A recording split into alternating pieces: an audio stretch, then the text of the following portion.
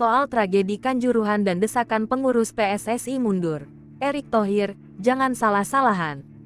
Insiden tragedi Kanjuruhan menurut Menteri Badan Usaha Milik Negara, BUMN Erick Thohir harus menjadi momentum perbaikan sepak bola Indonesia.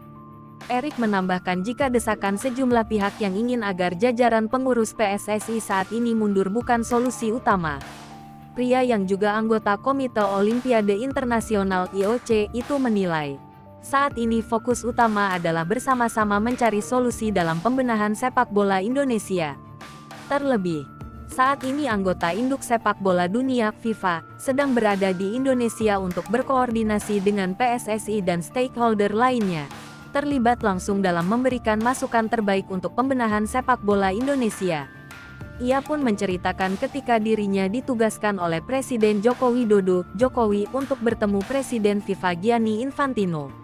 Erick mengatakan, saat itu datang dengan berbekal surat dari Presiden Jokowi. Lebih lanjut, ia mengatakan, semua pihak tentu tidak akan membiarkan tragedi di Stadion Kanjuruhan terulang, yang menyebabkan ratusan supporter pecinta sepak bola meninggal dunia. Mantan bos Inter Milan itu pun mengajak semua pihak untuk bergotong royong memperbaiki persepakbolaan Indonesia.